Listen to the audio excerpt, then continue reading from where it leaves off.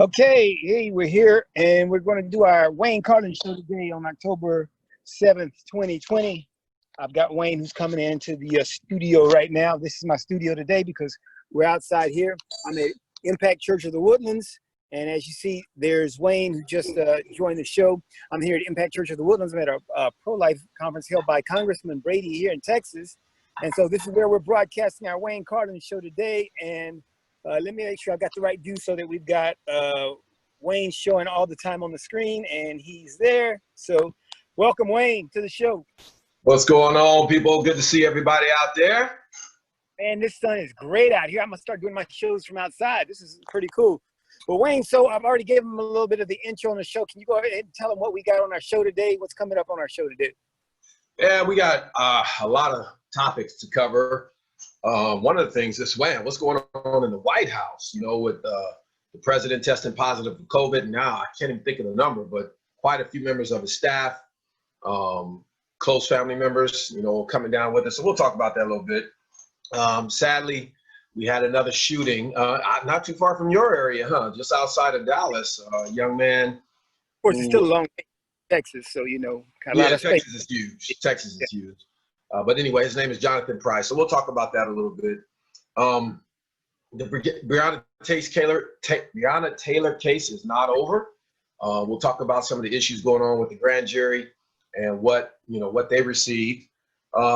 Sports. The sports world is it's going crazy right now. There's a lot of stuff going on. So we'll touch base on that as well. So it's going to be a good show, man. Let's go. All right, let's go. So the first issue we had, of course, is President Trump and his issue of COVID. How did he get it? How did he spread it? Who's got it? And what's his plan? What's amazed me most about this, and you can comment on this, Wayne, is the number of people. Because I know that there, of course, and we talk about this all the time on our show, how there's some avid Trump haters and there's some avid Trump lovers. All right, so you got people on far ends of the spectrum. And I really thought the Trump haters would say, good, glad he's got it, hope he dies from it. I thought I would get a lot of that, and there might have been some of that, but I'm amazed at the number of people I got who said he doesn't have it, he's faking. He's faking. So how do you know what to believe? What do you think is the issue here? Yeah, it is very confusing because I'm not a Trump supporter, but I'm not a hater. I don't wish the sickness and death on him or any of his family or anything like that. But it's kind of strange for him and his age to get it and be rushed to the hospital, but then 2 days later he walks out and goes back and he does his photo op on the White House lawn, not the lawn, but on the balcony. It's kind of interesting how that happened. Now, one of the things people are saying is, well, look, he's got the best care. He has a team of doctors. He is the president. If anybody can beat it, with all the medicines and everything, it could be him because of all the care he's getting, compared to a 74-year-old who just lives in Dallas, Texas, who doesn't have all access to all that care, who's going to get sick, put on a respirator, and die. So, yeah, it's different. I don't like the comment he said, even though we don't live in fear, and we definitely don't want people to live in fear, but to say it so brashly, knowing that 210,000 people have died from this, to just say, hey, don't fear, don't let it dominate your life, it was almost carelessness as a leader and what he said with that. What did you think about that? Well, I'm thinking if it's an issue of, because when COVID came up, everyone was saying we're waiting on a vaccine. We don't have a cure, waiting on a vaccine. So if it's the issue of the fact that he's able to get better care, that means there is in fact a solution that would work for people then. If he is able to get care that people won't get and it's just simply economics, that's a different story than saying we don't have a cure. So what that means to me, or what that kind of hints to me, is that we actually do have a cure, but only some people have access to it. So is there a cure or is there not? I think that's a question that should be answered, and I think it doesn't answer it now, because to me, that's what I'm led to believe as I look objectively at this. When people say, well, he's able to go in a couple of days, he's feeling fine. Well, if it's been a money issue, I guarantee you, we got billionaires and millionaires there who are dying or subject to this thing who could have paid for that level of treatment. And so I think that's important for us to figure out if that's true. Yeah, I think another test of that is with all the people surrounding him who are not the president, but they were have access to different things too. How are they going to fare with this? Because quite a big number of them have tested positive. So, you know, waiting to see what's going to happen with all of them is very important. Right. Yeah. So I guess we'll see, you know, the ever evolving story of COVID. You know, one day you're saying this about it. One day you're saying don't wear masks. Next day you wear masks. One day you're saying it is contagious this way. And next day it's not contagious. This has been an ongoing thing. And one of the things I think out of all of this is wait and see. I mean, we learn more. I mean, I guess in the end we'll say, wow, remember what we thought when it first hit? We thought the answer was ventilators and all this other stuff. We found out that wasn't true. So I don't know. We just got to keep growing and going, growing and going. Right. Let's move to the next subject, and that is Jonathan Price, next story of that shooting in Wolf City, Texas, which is, like Wayne was saying, it's about 70 miles northeast of Dallas. So, and you know, if you go 70 miles from Dallas, pretty much definitely in the northeast direction, you're in rural. You know, if you go 70 miles to the west, you're in just past Fort Worth. So that's still kind of city, but out there, that's rural. And when you read the story about the officer, it's just, you just wonder how this could be. How could this happen again and is our training really that bad? And is this something that's never been highlighted before? Because the story, and I've gotten what I saw in the media. And so, you know, you got to take that for what it's worth at the time. But from what I hear in the story is that he shows up, the officer shows up because a domestic dispute has been taking place, and Jonathan Price involves himself in that domestic dispute. And from what I read, he had kind of squashed it to a certain extent so that it was no longer as volatile as it appeared to have been at the beginning. Evidently, the officer shows up on the scene, and without any further explanation in the articles I've read, he tases him. So we don't know what happened before. We don't know if there were verbal commands or anything else given out before he did the tasing, but he tases him. And then based on his reaction, then he says Jonathan Price gets more violent. Well, you might get violent if you get a tased. That might cause you to do something, but sounds like he didn't have a reason for the tasing, or he exercised very poor judgment when he showed up on the scene. And then because he reacted that way immediately, and it sounds like Jonathan Price was unarmed, but he fires shots and he shoots him. And of course, Jonathan Price is then wounded and eventually mortally wounded because he dies at the hospital. So that sounds like the story. And so Wayne, give us the law enforcement take on what did this officer do wrong? Now, to the credit of, I guess, not only just these past episodes, but the ever-evolving knowledge of police accountability and responsibility, he was immediately charged with murder. Yeah, that's a big deal. You know, we're starting to see a trend where, you know, 5 years ago, maybe 10 years ago, for one thing, we probably wouldn't have heard about it, but there probably wouldn't have been a charge, at least not that quick. We're starting to see a trend now where, like, one of the things that you talk about a lot is leaders of these departments, leaders of these cities, not in every place, but a lot of them are starting to step up and say, no, you're gonna go through the process. This was not a justifiable shooting. At least it looks that way right now. And so, you know, arriving at the scene, domestic dispute, you know, that's one of the most dangerous times for a police officer. Everybody knows that who's in law enforcement. It wasn't at a residence, it was at a gas station, convenience store type situation, but still, it's a very dangerous situation. So he probably was already on edge, nervous when he arrived. I read somewhere where he only been on the police department a couple of years. So he didn't have a lot of experience, very small department. He gets there, like you said, and we're both like going off right now, just small articles. We need more information. I'll be glad when the video is released. That'll really tell us a lot. But we do know, according to witnesses, that, like you said, Jonathan was unarmed. So why tase him? What was the point in that? And then, like you said, he resisted the tasing. His body started jerking. Of course, that's what's going to happen. Why go to your deadly force?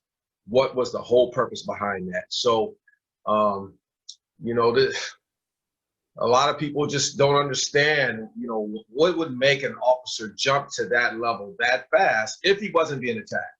You know, I've trained officers, agents. If you're being attacked and you feel like this person is going to overpower you and they're going to take your weapon, they're trying to take your weapon, well, at that point, deadly force is authorized. Because if they take your weapon, they're going to use it on you. But if somebody's walking away from you, they're resisting and they're walking away, they're not actively resisting, that's not a reason to use deadly force, in my opinion. So this is really another tragic situation, and not at a great time. Yeah, and that's my problem with it. Of course, this one looking like it's very much a straightforward murder, negligence part on the behalf of the police officers gets locked in with all the other ones that might not have been that way. And so race is going to automatically do that. And so it's going to feed a narrative, of course, that you might hear out in there that says police are killing black people. And so this is a situation then makes that narrative work. And so we'll put the microscope on these particular cases, while we won't look at some of the other cases where people are actually killed and shows the same amount of negligence on the behalf of the police force.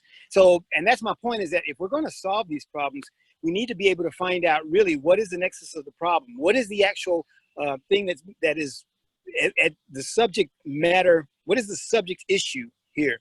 And I think society is going to paint the picture that it's race, and I disagree. And I know people will say, yeah, it is, but I would disagree. But so we'll see as we go down the road and look at these. And so let's go to our next issue. Speaking of these type of issues, our next one is, of course, Breonna Taylor and the issue. What's the latest on that, Wayne? What do you think? Where are we headed on that? Well, I don't know if you heard, but a couple of grand jurors are now coming out, and they want to be able, they basically petition a judge to allow them to speak publicly, because normally grand jurors don't talk publicly about what they've seen this week. They have to hold secrecy.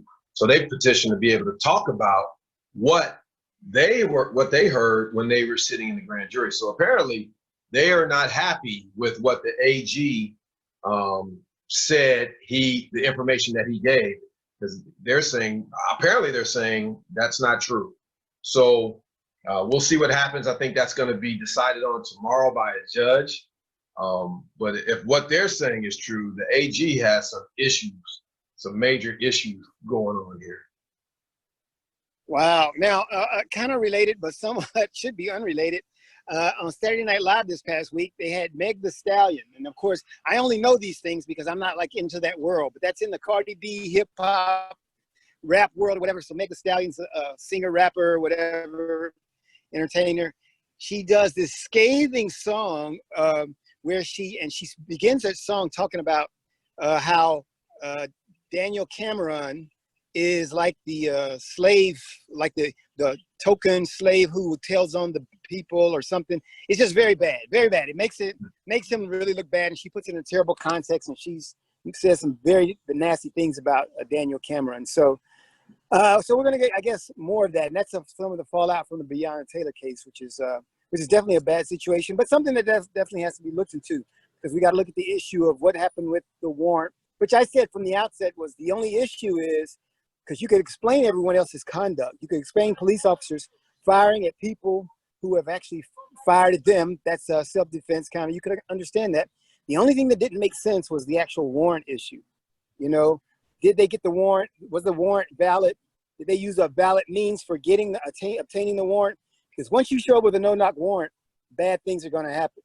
Right. So to know that when you get that warrant, that those bad things that are going to happen are in fact justified. So that's kind of what we said on that one. Okay. All right. Our final issue of the day before we go out is want to talk about sports and what sports is. Now this is going to be I call it diatribe, Carlen's diatribe of the day, because I want to talk minutes about how sports, in effect, to me, has really missed out on an opportunity. Now I speak as a sportsman. You know how old people who used to play sports still think they can play it? Well, that's me. I still think I've got the attitude, so I think I'm a sportsman. Wayne still thinks he's a basketball player and all these things. We're sportsmen forever. But one thing we get out of that adventure and having participated in sports is we get what I think is that team concept. And that team concept can be used in so many things, and it's so beneficial in our society. It's so beneficial in our development as we grow up. If you're ever a part of a team, then you've got a little different attitude than this sense of rugged individualism that we sometimes teach in the country. We talk about team, and we got all of our phrases, our cliches about teams. You know, there's no I in team, you know, and all these things. So we got all these things that talk about the benefits of team. Well, when you bring up issues in our country that seem less than teamly, like the shootings of Black people, which is a thing where it's saying, hey, they're out to get these people. It's a very divisive thing, and it breaks down this whole thing that we are one of those things. then sports is a way for us to change that view, because regardless of what happens, when you go into the stadium, and I ask Wayne because he's out on the West Coast, when he goes into the 49ers stadium to watch them play, do you see a separate section for black people, a separate section for white people or whatever? No, they all come together. Why? Because they have a common cause. Their common cause is victory for the 49ers. And that's around the country, every one of the teams. Not only do we experience that when we're spectators, we experience that as being part of teams when we play sports. And so we've all felt that team. The problem in our country has been that people have done this, and they've said, and the professional sports athletes have taken their team concept and they've blended into society's view, whereas our society doesn't really understand team as well, which is why we have these issues of Black Lives Matter and Antifa and all these things, because they're saying we need to form separate teams because these teams haven't worked. The American team hasn't worked. So you got a culture over here of sports which says team works. And then you've got this this new culture being created, says that we have problems with that culture. So we need to create our own cultures. And we create these race-oriented or agenda-oriented cultures. And that's our problem.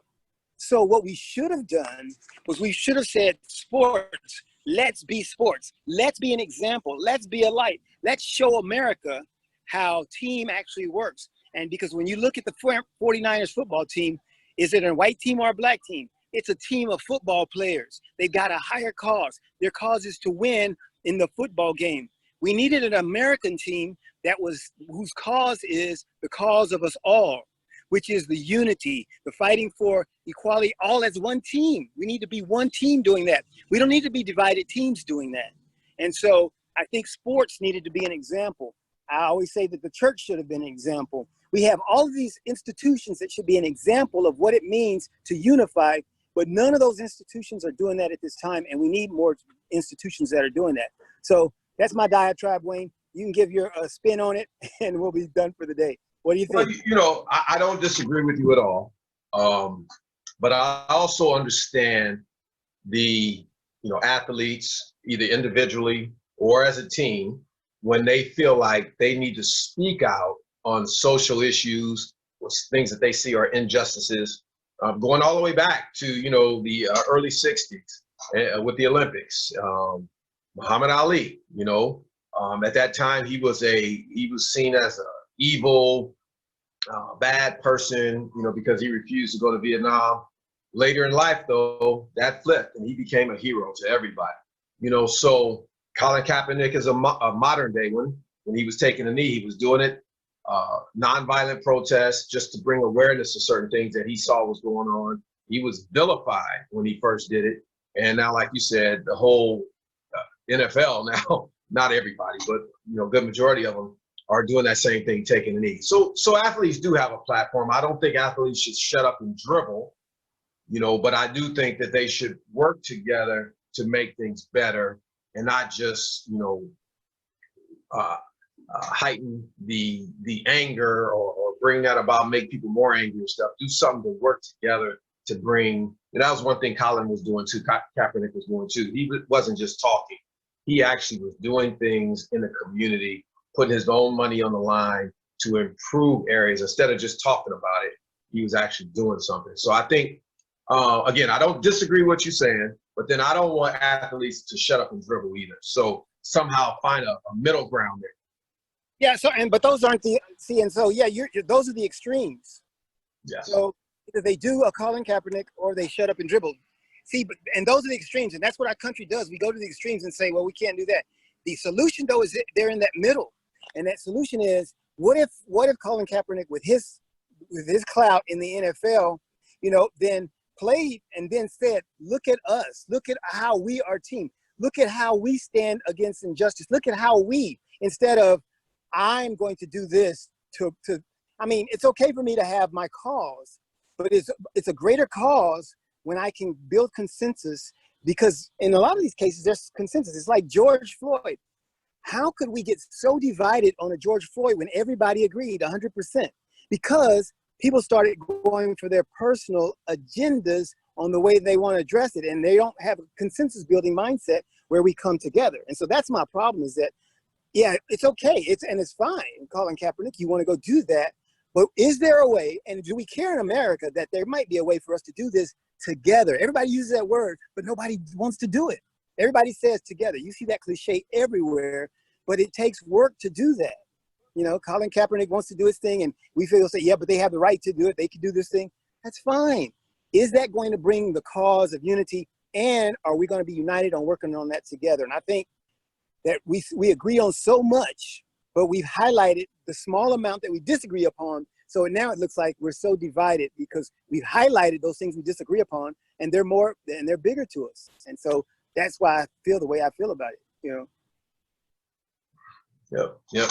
No, good point. Good point. I agree.